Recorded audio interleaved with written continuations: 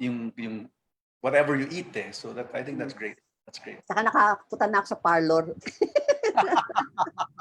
Yun lang pala yun. Yung mga puti-puti ko na dye na. I Okay, love baka it. I love it. okay na tayo. Okay. Good morning, ladies and gentlemen, my dear friends and colleagues at the Kapihan sa Manila Bay. And I'm very glad for the first time we are able to bring together today to our virtual conference, huge conference, a very dear good friend way back. And we are praising each other a while ago of how we look after so many years of not seeing each other, because we seem to be still young virtually after so many years of not seeing each other. I'm talking no less than my senator who did not want to become a senator because he was once being groomed, but he refused to be groomed to become a senator. He's none other than Attorney Adel Tamano, the Chief Administrative Officer of DiTO Telecommunity Corp. If I'm correct for the long name, pero they can be better. They want to be called simply as DiTO. And I found out from him, and he will talk about how this DiTO Telecom came about. Good morning, sir. Good morning, Ichu. And I will, again, I'll say it on the record, you look great. It's I'm so happy to see, we haven't talked to each other for what, maybe a couple of years, so, but you look great. And I'm happy when I see friends that I haven't seen in a long time. So thank you for this chance not to speak with you dito sa Kapihan.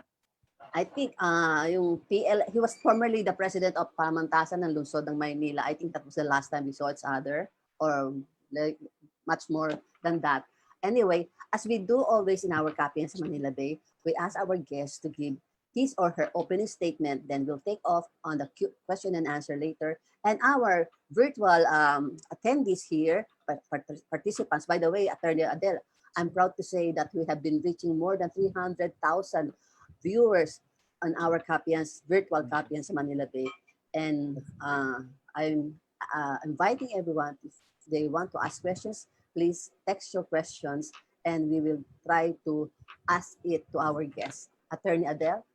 Thank you, Ichu. Perhaps what I would like to say as an opening statement is we want to be as open and transparent to our media partners and our stakeholders as possible. So please don't hesitate to ask me questions, whether they be hard or easy.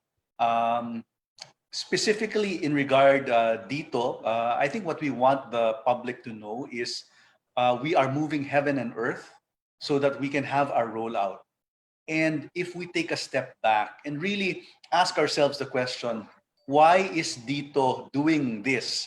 Spending 257 billion pesos in 5 years, aspiring to have internet speeds that are download speeds that are 3 times the current, etc. Well, we're doing it because the country needs it.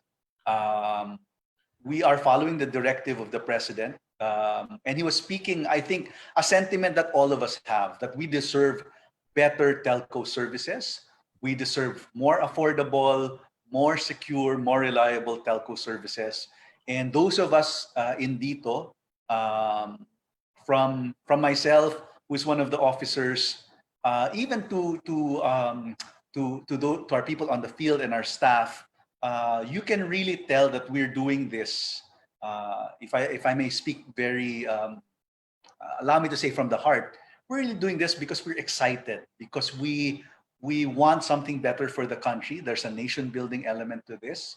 And the selfish element is because even as consumers, we really are very unhappy with the state of the telco industry. And we know that as a country, we will not be able to progress if our neighboring countries will continue to be well ahead of us in the telco space.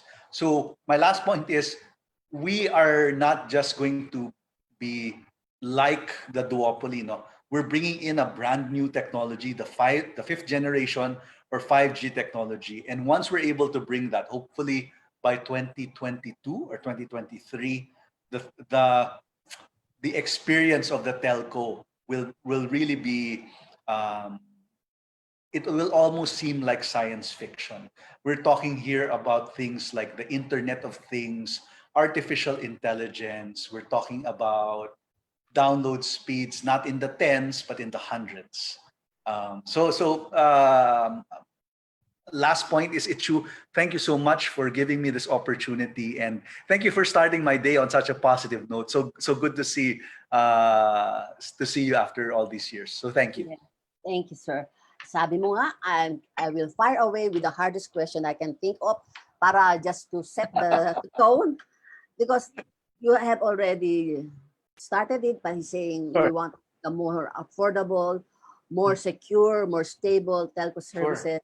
And the number one accusations, since you have been trying to set this up, was on the security aspect of the, kasi number one selling point nyo, you will bring 5G. And currently, we don't have that kind of technology, and you can deliver, as you promised, the 5G. But apparently, this is the same reason being raised against you, because your service provider for that will be a Chinese company. Yeah, yes. So siguro to address that issue, maybe to be clear, the service provider is a Filipino company because Yes. DiTO Telecommunity, it is a Filipino company. So full stop, no. We do have, excuse me, Chinese shareholders, but they are below 40%. And under the Foreign Investments Act, we are deemed by law a Filipino company. Now, 14, medyo one form. 40, less than 40%. Now I know that is a little bit conceptual, no? Okay, so by law, you're a Filipino company, so what, right? But when you take a look at the actual operations, our Chief Executive Officer is Mr. Dennis Uy. He's Filipino. Our Chief Financial Officer is a Filipino as well.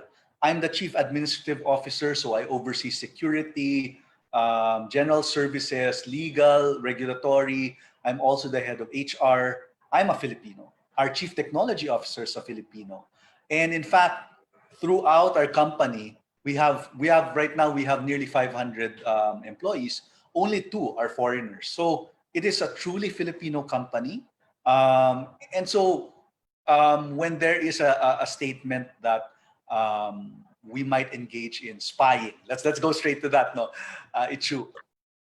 I think just saying that is an insult to the hundreds of Filipino employees of DiTO, because we would never do that. Why would a Filipino ever allow himself to be used for anything that would be detrimental to his country? So I could keep on talking about how Filipino we are. Even our name is Filipino. Unlike the duopoly, we chose a Filipino name because we wanted to wear our heart on our sleeves, so to say, na Pinoy kami, and we're very proud to be a Pinoy company. Yes. And on that spying issue, I am surprised. I was telling you a while ago that they are accusing you of that because of your Chinese partner. But Yes. come to think of it, the reality is both Smart and Globe are using Huawei, which happens to be the number one telco in China.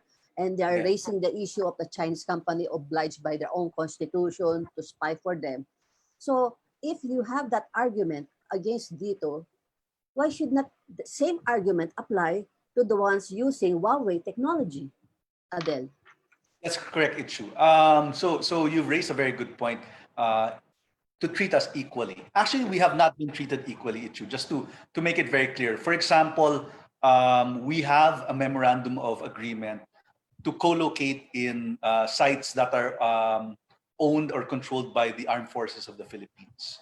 Now the duopoly, both of them, they have co-located sites in AFP territories. But our MOA is actually so much stricter. We are not allowed to bring foreigners into the AFP sites. Under the MOA, we are only allowed to bring in people after they've gone through security checks. Any access must always be under the control and supervision of the AFP. In fact, even when we got our approval from the NTC, we had to submit a cybersecurity plan, which the duopoly, I'll name them, forgive me, which Yes. Globe and Smart have not done. We have submitted a cybersecurity plan, unlike them, which had to be approved by the DICT and the National Security Advisor. So, what I'm saying is that we have been held to a much higher standard in terms of in terms of keeping confidential information, in terms of protecting our country and our consumers against cybersecurity, compared to the two others. Now, I think that's actually a good thing. I think this higher standard should be applied not just to us, but also to them, because once you start digging deeper into the two other players in the telco industry, they also have a big foreign stake. Now, whether that stake is Singaporean, Indonesian, etc. And in fact, they also have Chinese investors. Let's be very clear about that. So if you want to have a very high cybersecurity standard, let's apply it to everyone so that all the consumers will feel safe, because not all consumers will go to DiTO. But I think this concern against cybersecurity, or this concern for cybersecurity, uh, classified information, etc., that applies to all. So let's raise the standard for all. So that finally brought out to four. Can you give us an idea? So if Smart has their own gadgets, Globe has its own gadgets, will DiTO be also offering its own gadgets to the Philippine consumers? We are already planning for that issue. And the reason for this, so I think the gadgets you're referring to might be the smartphones. Right now, one of the challenges to not just to DiTO, but it's actually to the entire industry, is that there are very few 5G phones in the country. Very, Yes, very few. yes. But I don't know if well, you and I will recall it. The younger people watching the Kapihan will not. But if you recall the shift from analog, right? Yes. When you had the The analog big phone, phones, yes, and then cell we phones, exactly, and mga then we Motorola.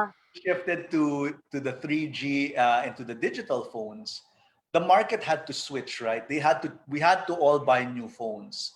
Mm. Now, with the 5G, something similar will have to happen. Eventually, people will have to get the 5G phones, because the 5G level of, let's say, level and quality of service is really so much higher that the current phones, most of our current phones, will not be able to handle that.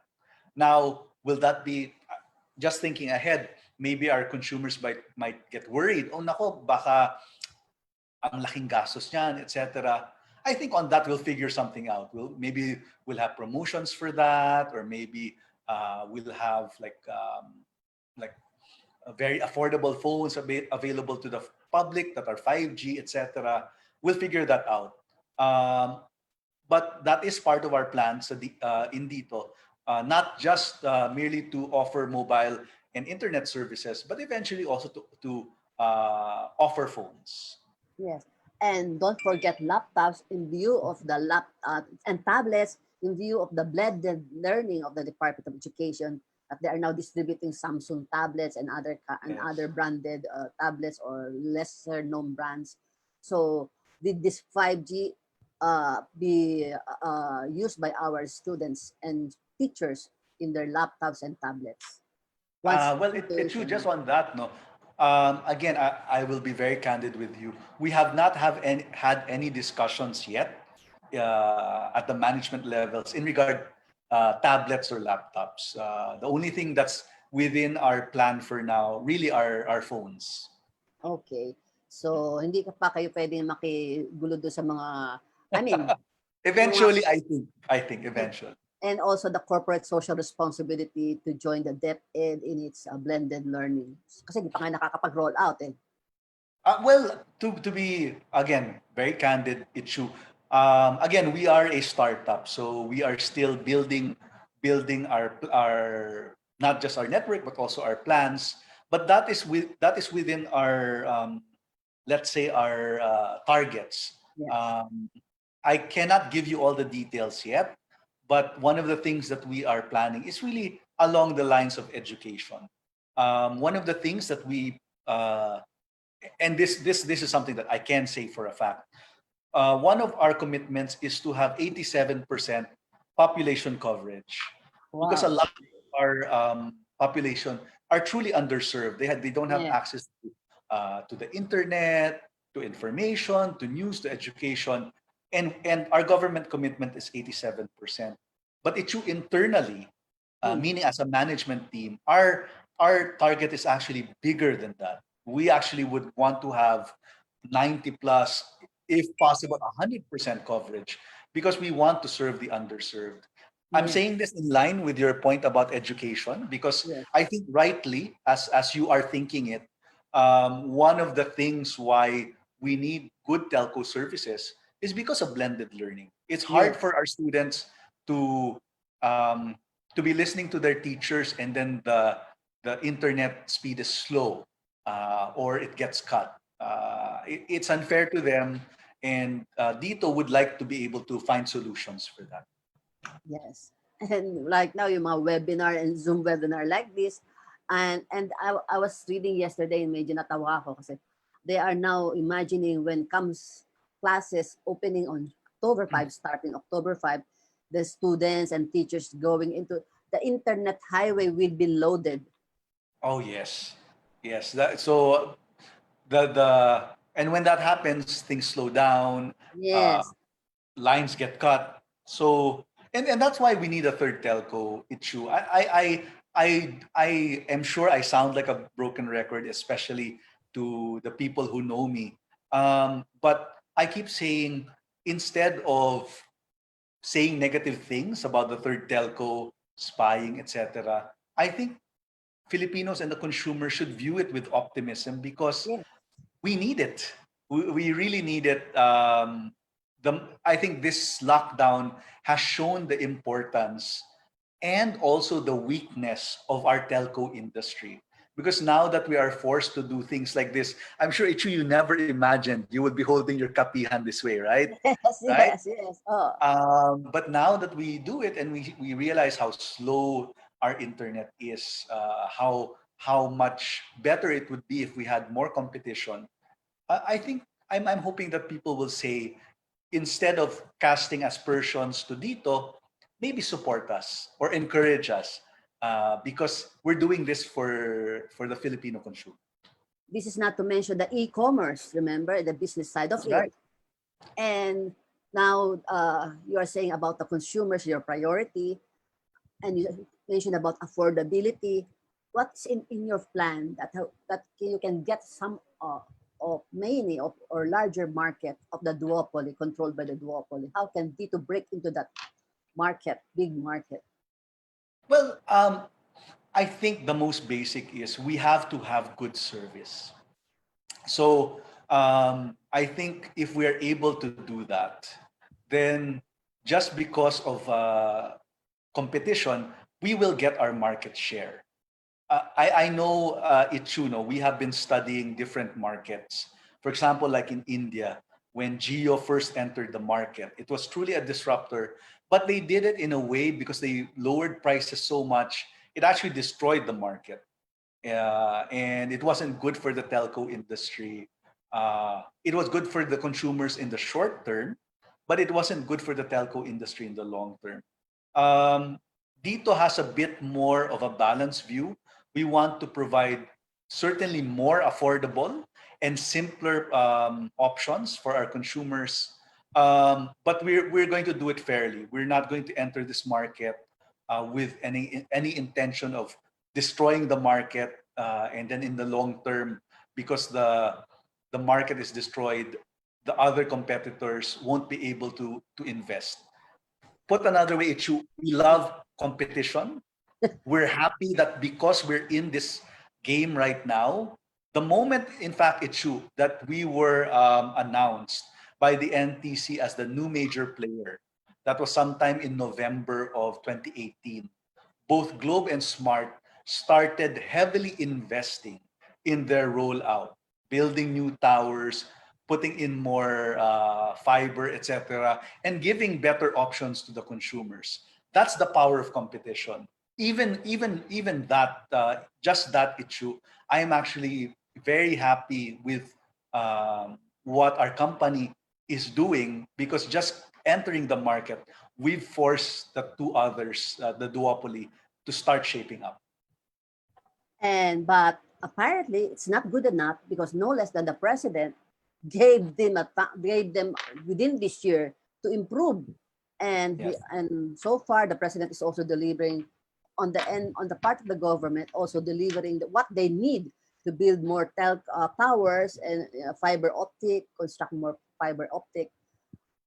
Do you think the duopoly and DiTO eventually would be benefited by the presidential intervention on the telco industry?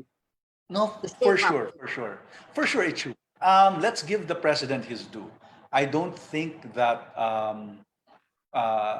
without the support of the DICT, the NTC, which was through a directive of the president, we would not be here. And I say that in a very positive way, because, of course, the duopoly will want to protect their market share, and others have tried. If you remember San Yes. Miguel, if you remember Telstra, they tried, but because they were daunted, they realized, oh my God, this is how much it's going to cost. This is how difficult it's going to be. Our competitors are not going to give us a hard time. And that's why no one has been wanting to enter the market, despite the fact that we have such good fundamentals. We have a strong business case here at Chu because Yes. of our young demographic. Before the COVID, we were really the fastest growing economy in Asia. um, the fundamentals for a third telco to come in, because if you look globally, there are only two other places, I think, an African nation that had two telcos. Most countries have upwards from 4 to 6 telcos eventually, no, competing.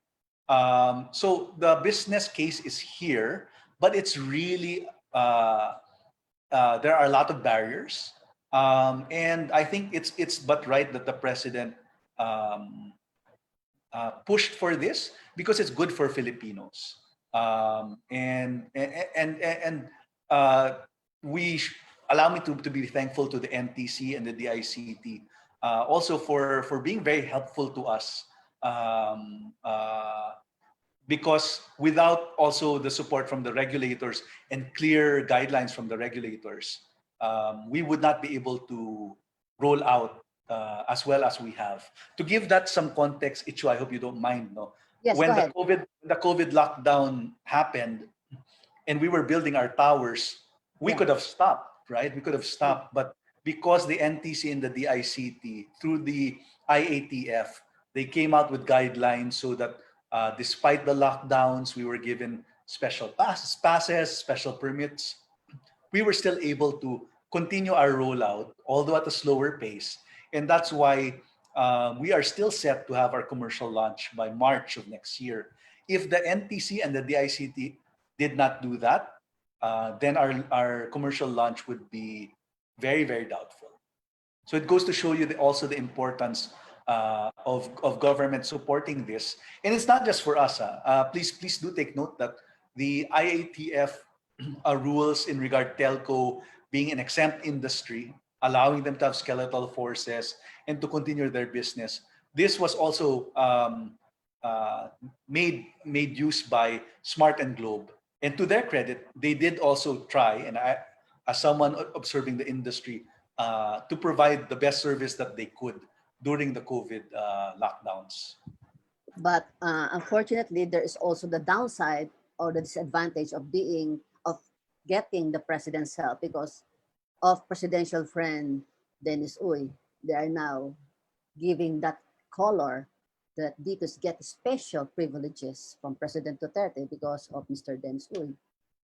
Well, actually, if you look into the facts, we don't get any special privileges. We actually get special, um, let's say, challenges. So, for example, Smart and Globe, they never had to put up a performance bond of 25 billion pesos so that they could roll out. We had to do that. Can But you they imagine that? but they Can you? put up much earlier than you, mga 2 decades or more than 3 decades ago pa sila nandito. No, no, I know it's true, but my point is, what we had to put that up, the 25 billion peso Bond. performance bond, because Mm. government wanted an assurance that only bona fide um, companies would be able to win Yes. this award, no, of being the new major player, because the entities in the DICT were very wise. They know this sector. They know that if you are really going to build a national network, you are going to spend billions and billions of pesos, and they wanted to protect against people or companies bidding, and they really didn't have the technical, the capital, or the legal expertise, no, to do this. So actually, we haven't gotten any special privileges. The performance bond, Globe and Smart don't have that. We have government commitments in regard speed and coverage. Globe and Smart don't have that. If we don't reach those government commitments, we could forfeit our bond. Globe and Smart don't have that. So I don't really see the special privileges that we've gotten. In fact, we have special challenges compared to the others, but we put that aside because we know, we're very clear in our mission that we have to do this. Yes, our view is actually the duopoly have got it much better than us, but we entered into the market knowing that, and we will just roll out no matter what the challenges are. I think the biggest assurance and guarantee that DiTO has so far given to the public is your statement just a few moments ago that you are not going to enter the market as a disruptor or to destroy the industry, but you are going to be a good competitor with a duopoly and give the consumers the ultimate benefits of competition. And that's a good point, Ichu. If I can just clarify, we want to disrupt the market. Just to be very clear, we don't want to destroy it, but we want to disrupt it. Meaning that what we want to offer for sure is uh, more affordable and simpler packages for consumers. But we really do want to compete. That's why we are investing so much money and resources, because that's the only way that we can get the sector to force itself to improve its services. If we had not entered, I'll give you something concrete, no, and specific. Yes. Okay. In 20 years, Smart and Globe only were able to build about 16, I think let's be very, maybe 20,000 towers in Okay. 20 years. Vietnam, comparable size, population, etc., they have 3 times the number of towers, right? Um, that's why they have much better internet speed and coverage. But now, because we entered, they're now investing because they know if they don't invest in new towers, if they don't invest in more fiber, etc., then we'll beat them in the market. So it's great. The ultimate beneficiary of this is you and me. It's true. The consumers will benefit from this. Before we go any further, I am just confused throughout the years, through past administrations and new administrations after next. NTC, it used to be with the under the DOTC, then the next administration put it to the under the office of the president, and now I don't know where it is right now. Where is Okay. NTC right now? Well, NTC is not under the DICT's control. It's a separate um, entity, and it is the one that has regulatory control in terms of the telco companies. Now, the DICT was newly set up. It has, let's say, a bit of overlap with the NTC because its mandate really is to improve the ITC infrastructure of the country, and that's why they have to work together. I would like, if you don't mind, Ichu, I'd like to make a shout out or a thank you to, of course, the former OIC of the ICT, former OIC Secretary Rio. He Yes, really yes. did so much to um, to build the third telco, no, shepherding us through the bidding process, etc. And now with the new secretary, Secretary Honasan, we also appreciate his leadership. He's very bold, and really is helping also guide us, no, so that we will be able to have a successful launch in next year. Yes, in fact, I heard Yusek Del Rio, yes, Rio yesterday on a radio, and he was, and to jump to my next topic, he Sure. was trying to explain what is this fourth telco. We have not heard, we don't have yet the third telco, and now we have the fourth telco. So, what's your? I think it's now telco, and Yes. they have announcing that they are the fourth telco, and yet don't have yet the third telco in operation. No, I think if there's going to be a fourth telco, a fifth telco, to be fair, they should also go through the same process as we did, which is to go through a competitive bidding that's transparent. They should also have requirements in terms of equity, and maybe like us, they should have a performance bond and also have government commitments. The government commitments are actually very important because if, for example, with DiTO, for the first year, we should have 37% population coverage and 27 Mbps. These are the things that are forcing us to work extra hard because we know if we fail these government commitments, we could forfeit our performance bond. So I think it's actually a very good thing to have these, let's say, these mechanisms in place for the other telcos. And I think what we went through, which was a competitive bidding, when we submitted our bids, people perhaps forget in November of 2018, the bids were open. It was in front of media. All the proceedings were live. There was no closed door, oh, I'm going to award this to anyone. I think it's a good model, actually, for us to follow. Clarification, sir. In 37% population coverage and 27 Mbps within 1 year? That's by our technical audit issue is on January 2021. Okay. So hopefully, well, not hopefully, we are doing our very best so that we can pass it. Yeah. So just also a clarification because as we were talking off cam, I was saying you have already gotten the House approval of your franchise. Now, following the legislative process, it now goes through the Senate for its own approval. And can you just enlighten the rest of our audience, because I'm now enlightened off cam when we're talking about it, because also DiTO got a concurrent resolution from the previous, in 2018, I think, when you were still under Miss Latel franchise. Yes. We actually got our concurrent resolution approving the change in controlling interest in, I think that was February of 2019. So actually, these issues about spying, about China being an investor, we actually went through all of this already. And the lower house and the Senate approved the change in controlling interest in Miss Latel to Udena, Chelsea, and Chinatel.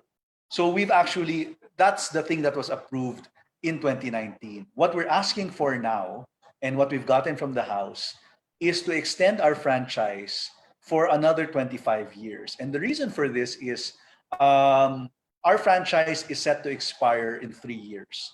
Now, we don't want to go to Congress when we're already doing full operations and then magmamadali kami, uy, kailangan nyo i-approve yung franchise namin. We're doing it early. And also because we don't want our consumers to worry that, okay, they're investing in a SIM or a phone, and then for whatever reason, no, we don't get our franchise extended. Yes. So out of caution, out of, I think, good planning, we are asking Congress to approve our franchise extension of 25 years. We've gotten that from the lower house. And God willing, we'll also get that from the Senate soon. Okay. I finally got into the now press release last week yata or last Sunday. And in their press release, they are saying that you were raising about the requirements, the NTC signed by the Commissioner Gamaliel Cordova and the three others commissioners, they are also required, they're also given the same requirements like you mentioned. Based on the company's financial position, its debt to equity ratio complied with the 70-30 requirements, total capital requirement for 5 years amounts and infuse at least 30% of total capex for 2 years. Wala nang performance bond. And I don't know if they have government commitments like Oo, what's their download speed, what is their population coverage. oo. Walang ganun mga ano. Pero 5G din ang kanilang ano. They're promising 5G wireless access business plan. Yeah. Tama yung point mo na wala silang mga performance bond na special challenges given to you. Yes, it's true. Again, we love competition. So we're not afraid of a fourth, fifth, sixth telco. That's great. But I think, to be fair, not just to us, to DiTO, but more to the public, it's good to have government commitments.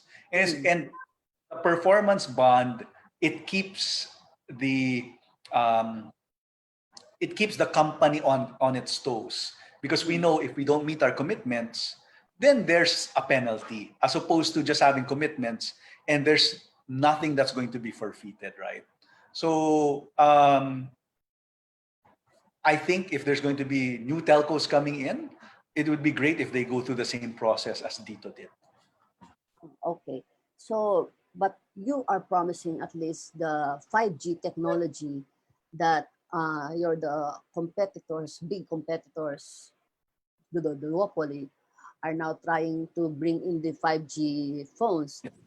So this is at this stage still very expensive.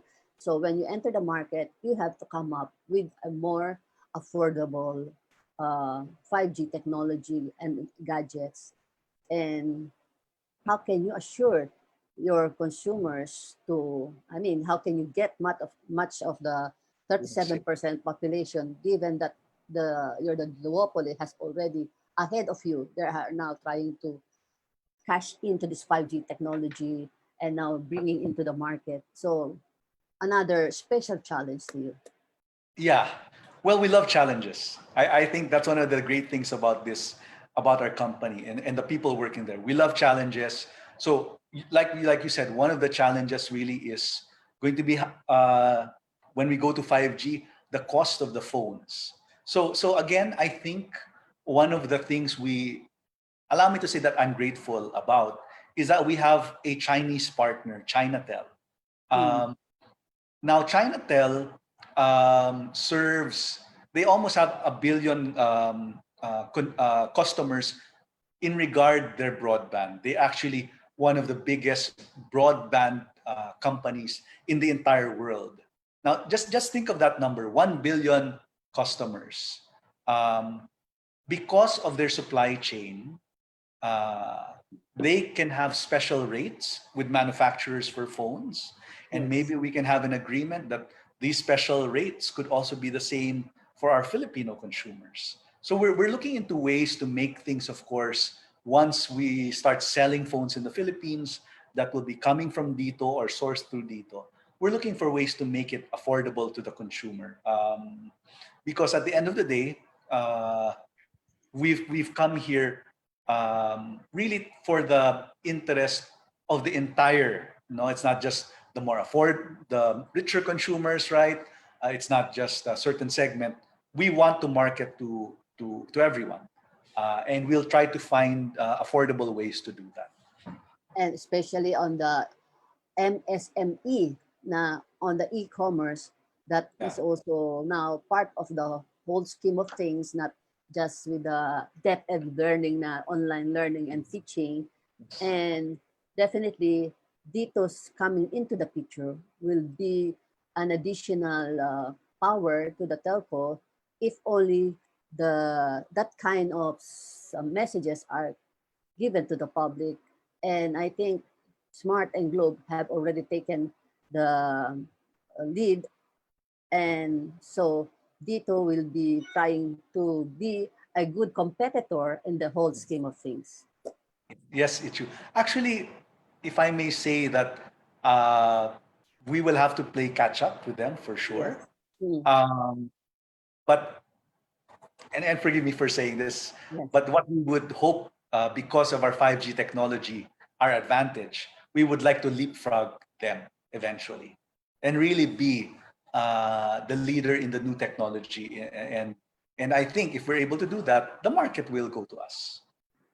And for sure, at this early, so March, there will be your commercial operation, and hopefully by that time, COVID vaccine is already in the market, and you will now have no less than the president, perhaps, leading the commercial launch of DiTO. Oh, that would be great if that were to happen. It's hard to talk about the future. So in fact, even when we make our plans, we do consider that. Will we be able to launch when there's a vaccine? So Mm. even putting aside our government commitments, there are so many challenges that are facing DITO, right? We will be launching in under a new normal. Um, the economy is not exactly the best shape that it's in. Um, and that's why, Ichu, I hope you don't mind if I say this again. Uh, We really would hope that people would view Dito with optimism because, again, because of the investment that we're putting in, 257 billion in 5 years, 150 billion just this year. And in fact, we're bringing jobs. We hire 45 new employees every month. So by our launch, we'll have about 1,000 employees, and I think that's a great thing. Despite let's say the less than bright price prospects of our economy, Dito might be one of the bright spots there in terms of investment and bringing jobs. Can you just give us an idea, Luzon, Visayas, Mindanao, on your, of course, DiTO will be a Sure. national telco. So can you give us an idea how is DiTO planning the Luzon, Visayas, Mindanao spread of DiTO? Well, we are currently setting up regional offices already as we speak. Um, so the regional offices cater to our technology teams initially because that's the first thing we're doing is the network rollout. But eventually we will have network offices. Sorry, regional offices also for our sales because sales and distribution will have to happen throughout the country. And that's why we keep hiring people, Ichu. As head of HR, I have to approve all these hires. So every day I get an email. I have to check who we're offering to, what the offer is, and I actually get a kick out of that. That's one of the highlights of my day because I know once I put approve, there's a Filipino who has a new job and maybe he lost his job because of COVID, no? So that's actually one of the things that puts a smile on my face when I do my work. So we have a lot of skills, IT skills for DiTO to have when you come into full operations by March this year, next year. Yeah, yeah. But it's true, we're hiring not just IT people. These are people in sales. These are people in finance. These are people in admin. So all sorts. Okay. And if wala ba tayong mga phone in question, text questions? Because I have already asked all the questions that are all bugging me.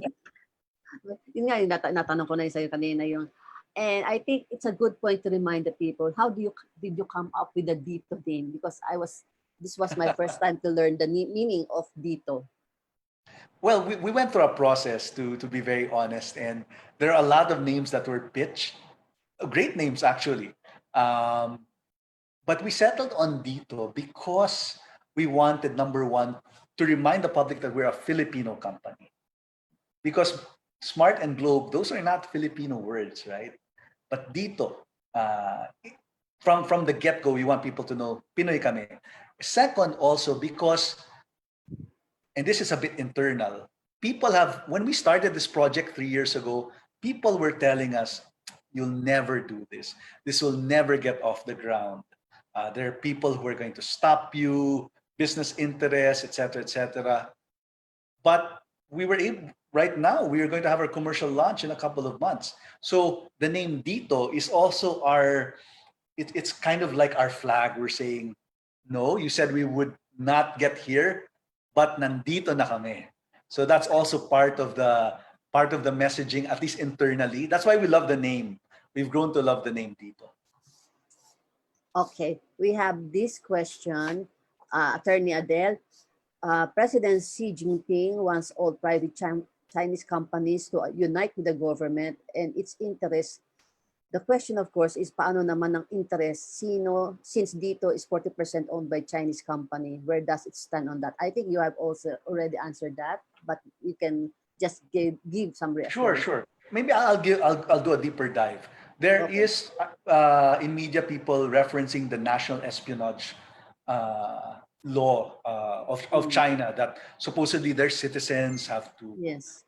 conduct espionage, etc. That doesn't apply to us because we're a Filipino company and those types of laws are territorial, meaning they apply in China, but not in the Philippines. And we have our own Philippine laws that if we were to allow spying, the officers of DiTO will be in trouble, will go to jail. So laws on against espionage, laws against wiretapping.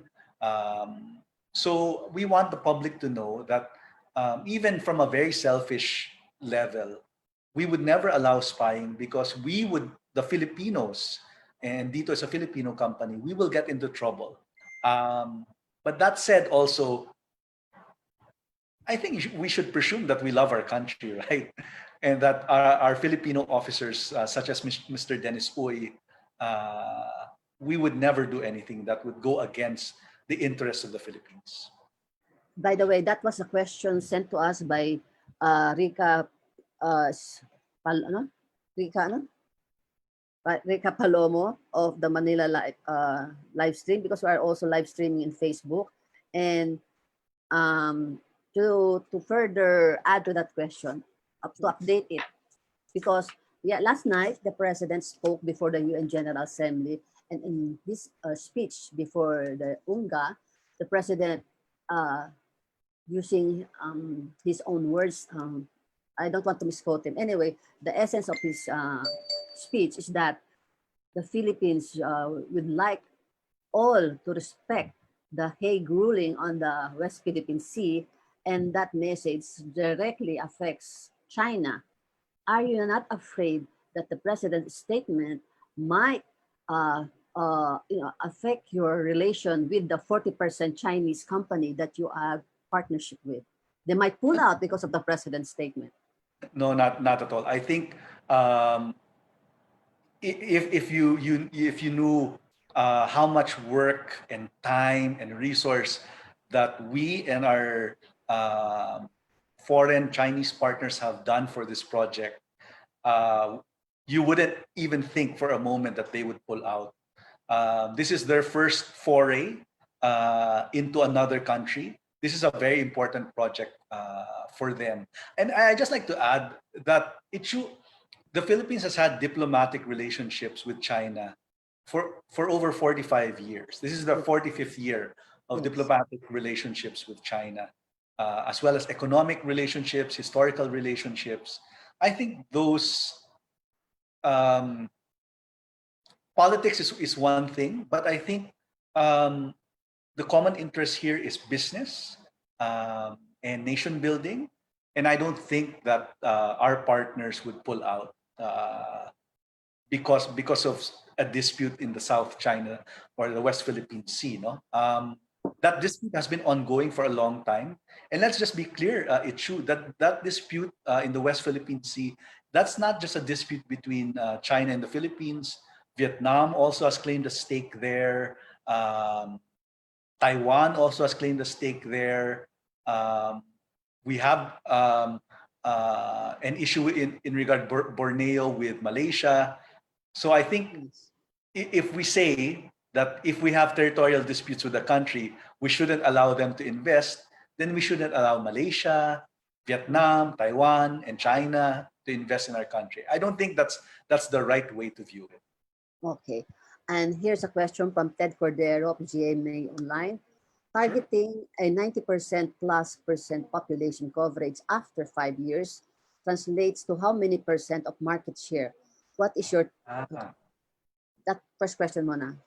Yes, no, the population coverage is not related to market share. It just means that a person will be able to use our network in, let's use 87% first, because that is our final goal under our government commitments. So in 87%, in terms of population, this is not in terms of physical geography.